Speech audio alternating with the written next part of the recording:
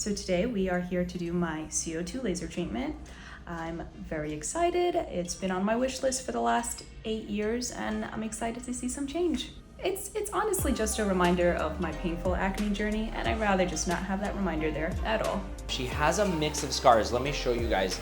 This is what makes actually treating her very difficult. Not only that she has a darker skin tone, and you see how she does have some areas of pigmentation where she's had previous acne, putting her at risk for pigmentation from lasers, but some of these scars are ice pick, some of these scars are more atrophic, so more difficult to treat because they're in different layers. And we do Emer University, I teach about how we address those layers. So today we're gonna do TCA cross for the deeper layers and multiple levels of laser to give her a big improvement in this area. And if we need fillers in the future, we'll focus on it then. But for right now, I wanna see what this combination will do for her.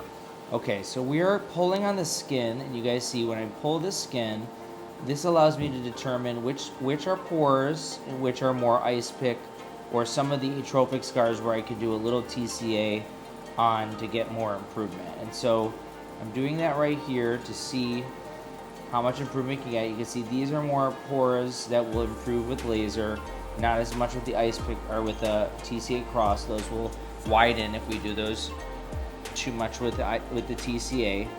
These few spots will actually work to do well with treatment. So I'm just gonna kind of identify these treatments. You also see again the cobblestone nature of the skin, meaning she has some areas where just kind of like in your regular surface, that's where the sculpture is really gonna come in, and that's where the laser is gonna come in. So we're gonna go nice and slow with the sculpture, deep subcutaneous plane. We're gonna do this in an old school scaffolding technique because where she actually needs the sculpture is right throughout. We call this sort of the submalar triangle or the mid-face triangle, but that's gonna allow us to build collagen because that's where she has some acne scar indentation. So that's how we utilize this medicine. All right, guys, we're now doing our hybrid fractional laser. This is one of my go-to lasers for rejuvenation, scarring, and pigmentation. The reason I like this, especially in her skin tone, is you can literally do almost any skin type with this laser, safety first, so that you don't get hyperpigmentation or any issues typically with it unless someone goes in the sun or doesn't use the skincare properly. Now we're doing our deeper CO2 laser, and even though she does have a little higher risk of pigmentation, we're taking that risk to improve the scars because we know we can get rid of it with peels and skincare. All right, we're now doing the superficial laser, and this is gonna help more of the true texture. Long term, the deeper laser remodels kind of the deeper scars and builds collagen. We don't see that result immediately. With this laser, you actually see the peeling. So this is gonna be a significant amount of healing that we're gonna see on her because she has deeper scars. We gotta go thicker. All right, guys, the most important thing right afterwards, after the skin has been dehydrated from laser, and especially during ablation and risk of pigmentation, we need to get the PRP stem cell exosomes on the skin. This is gonna help her heal. It's gonna help the skin peel better. It's also gonna help her be less red and less risk of pigmentation. We're gonna apply it to every area, allowing it to seep into the skin. There's little channels in the skin that have been created by the laser.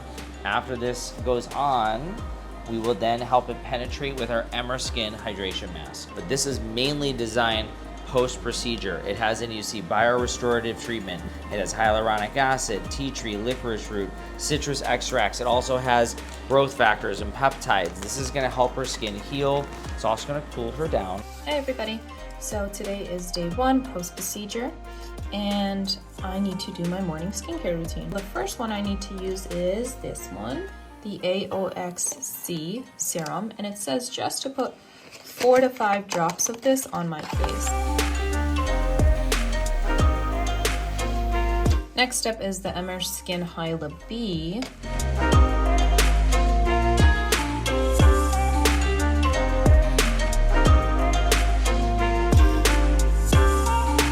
Now we have to do the Emer Skin Refit Face.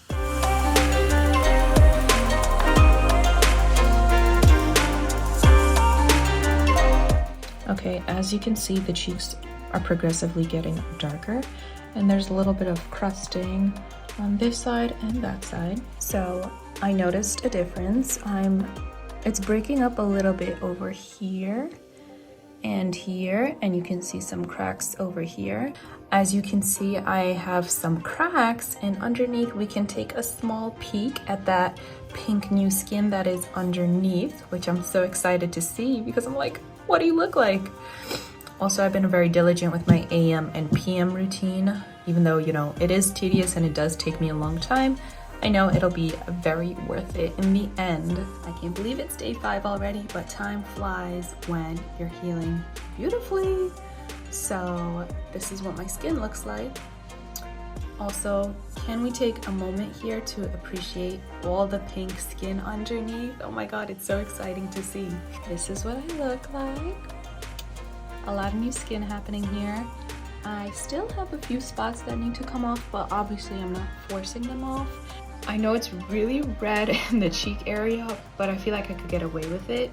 I can just pretend like I'm wearing a lot of blush. Also, I do have a few breakouts here and here, here and here, but I'm being gentle to my skin. Okay, it's just been through a lot, but yeah, I feel like I have like fresh new baby skin on my cheeks. I love it.